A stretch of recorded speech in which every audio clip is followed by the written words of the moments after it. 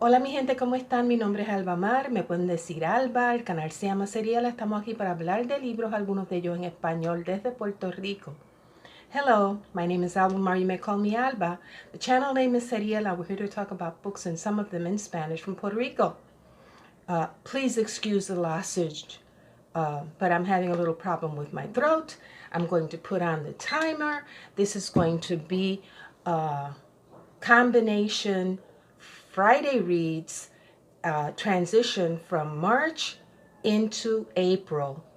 In other words, what I read in March and the pile of possibilities, a big pile of possibilities for April. So let's get going. Finished 7 books. Here they are, my 7 books. 1, 2, 3, 4, 5, 6, 7. I finished Nationalist Heroines. I told you about that. I finished In the Dream House for the Booktube Prize. I finished Bring Up the Bodies by Hilary Mantel. Maid, another book for the Booktube Prize. Breathe, another book for the Booktube Prize, nonfiction. I also read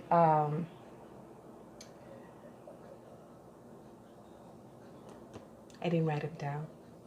But anyway, finished Middlemarch. Middlemarch. Finished Middlemarch. That was a big one. And if I remember, Wild Swans. Finished Wild Swans also. Yeah, I really wanted to get that one done, finished, because it is a very engaging, captivating story about 3 women living in China in the last century and undergoing all the upheaval that China went through during that time. It was fascinating. I highly recommend this book. Sometimes I was confused, frustrated by the fact that the author, Jung Chan, recognized the authoritarianism, right, that was taking over the ideals behind the communist takeover of China, right? All those ideals that people had of equality and sharing and modernizing China, and how that was not turning out to be what they had thought. But Jung Chan, who at a certain point becomes the protagonist of this memoir, right? She talks about her grandmother's life in that old China as a concubine of a warlord, and then her mother, who became an ardent supporter of the revolution and a member of the Communist Party with a lot of difficulty.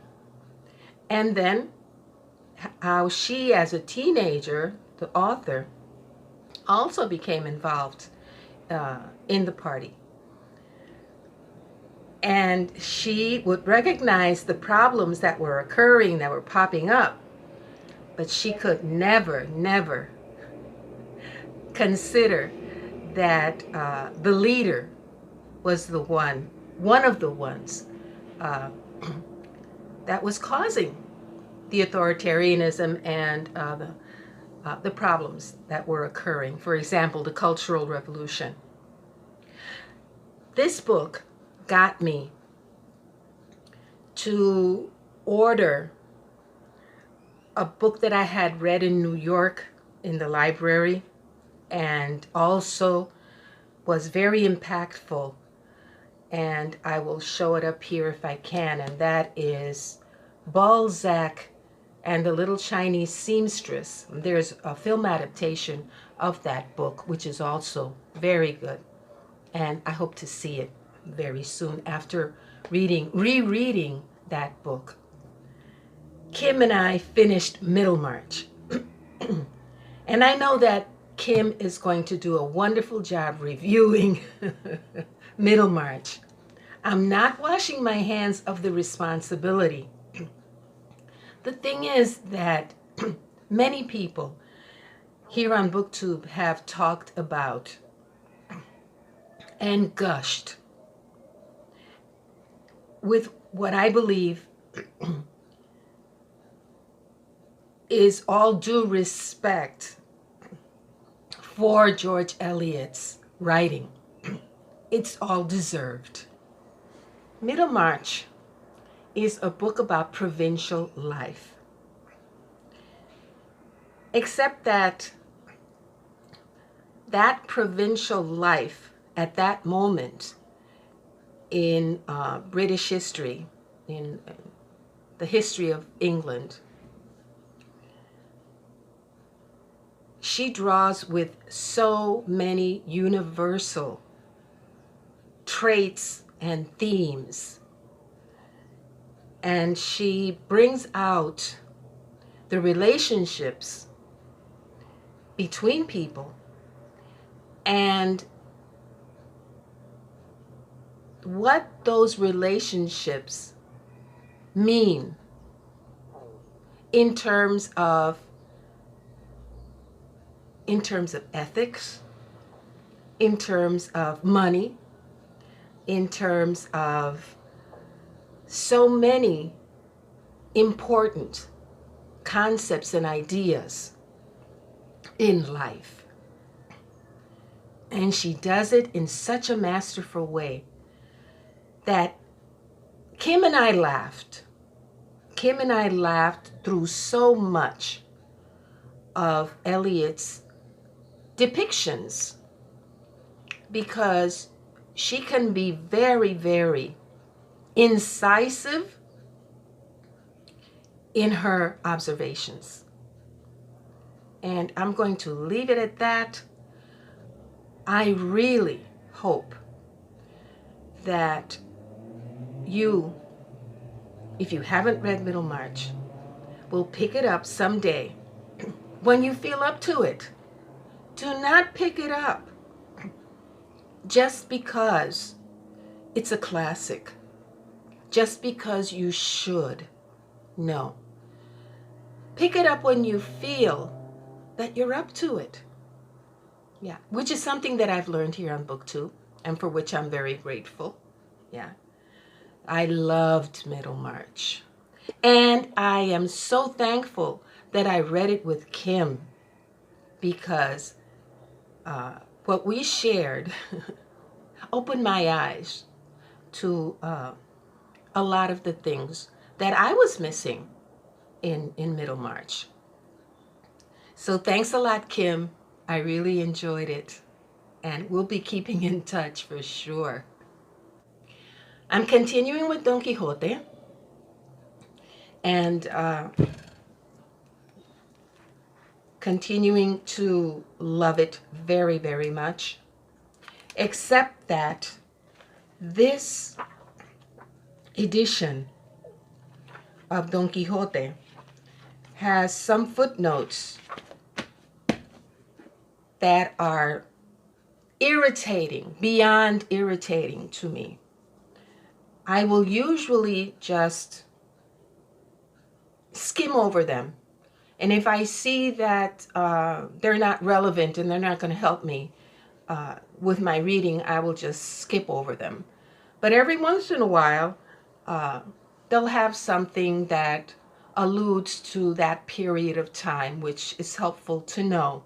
Except that here in chapter 14, when Don Quixote is having one of his confrontations, his usual confrontations with strangers on the road, the footnote goes and spoils spoils the identity of that character that has just appeared.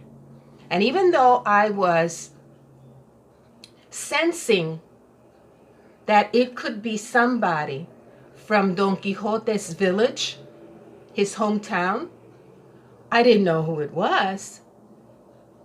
And the footnote just spoiled the whole thing. So, Biblioteca Hispana en español. In Spanish, do not recommend. 1969 edition from Spain. Besides it being very snobbish and snobbish.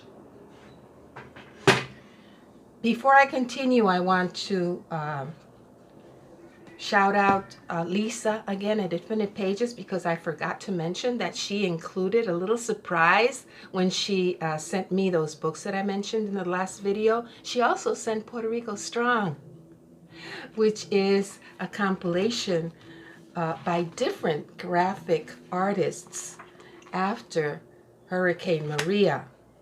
A comics anthology supporting Puerto Rico disaster relief and recovery. Yeah. There was another 3.6, 3.9 aftershock yesterday in the afternoon. Yeah, so we have lockdown plus aftershocks. Sorry, I'm hungry. Then I'm rolling over Antonia, which I want to finish. I will definitely finish Antonia. Definitely finish Aftershocks of Disaster, which is just getting better and better and better.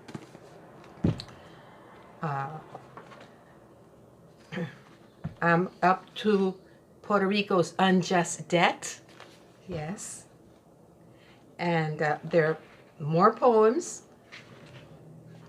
by Raquel Salas Rivera, which is the one that wrote the previous poem that made me cry.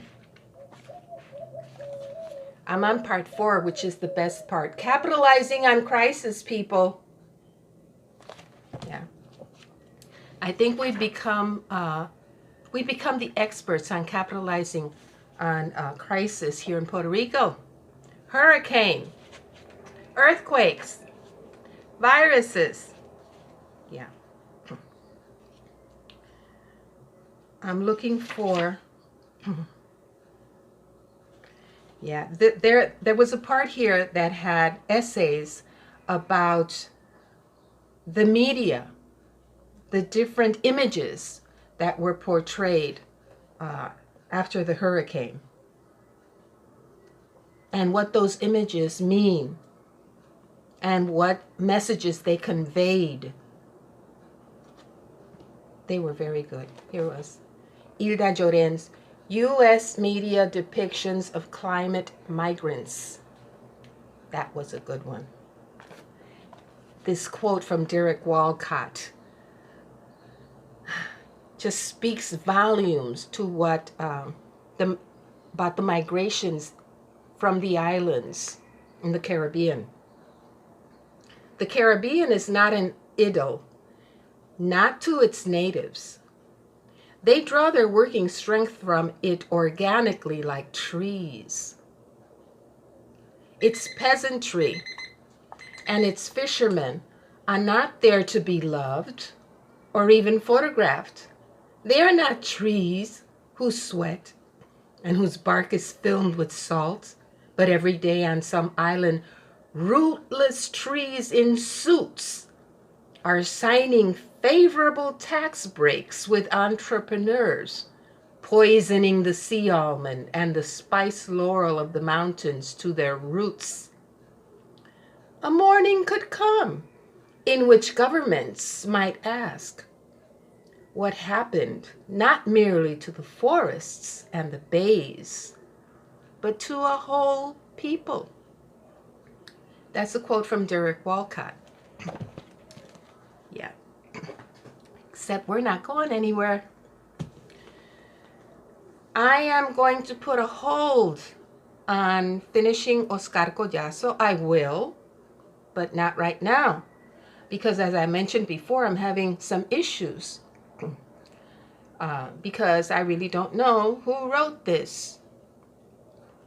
Whether it was the daughter or whether it was really Oscar Collazo. So I'm going to put a hold on it, but I'll be back. And regrettably, sadly, I'm going to put a hold on Luis Lopez Nieves, but I'll be back. Next, April 8th is when we commemorate the birthday of Ramón Emeterio Betances. Betances, which you see here all the time. That if we had been a free nation during Spain, if we had achieved our independence under Spain, he might have been our first president. Ramón Emeterio Betances was a doctor, a very beloved doctor, a man who would go to the Catholic Church when they were baptizing little black slave babies and buy their freedom. Once when he came back from Europe, from studying in Europe, and came back to Puerto Rico, he got involved in an epidemic and helped save hundreds and hundreds of lives. Yeah, that was the kind of man he was. And he fought for abolition and he fought for independence of Puerto Rico all his life. So, this is his biography, El Desterrado de París, biografía del Dr. Ramón Emeterio Betances de 1827 a 1898, The Exiled of Paris. That's his biography, and he lived from 1827 to 1898 by the expert, premier expert on Betances, Félix Ojeda Reyes, who has spent his entire life studying Ramón Emeterio Betances. So yeah, I want to delve into this. You know that Puerto Rican events and Puerto Rican calendar is very important to me, as it is Puerto Rican history. And then comes Easter. I always like to read something for Easter. I might continue with the sermons of Bishop Oscar Romero, The Violence of Love. This is a compilation of his sermons. You know that he was assassinated while attending Mass, giving Mass in El Salvador. Then for Read More German Books, I am going to read The Journey to the East, a novel by Hermann Hesse. Then for Earth Day, This Changes Everything by Naomi Klein. I hope to get to it at last, finally. For Aussie April, I will link all the pertinent channels down below. For Aussie April, Terra Nullius, a novel by Claire G. Coleman.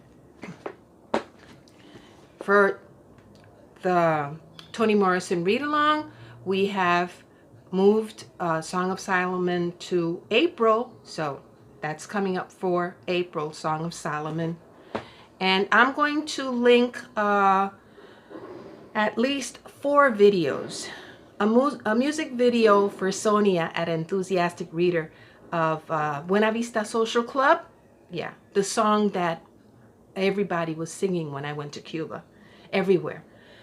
A Booktuber campaign from Spain, which was wonderful, in which each booktuber in Spain, it's in Spanish, except for Juan of Bookish Islander, he was a pleasant surprise, in which they try to motivate everybody to stay at home and read a book, and each booktuber recommends a book. Wonderful, wonderful initiative.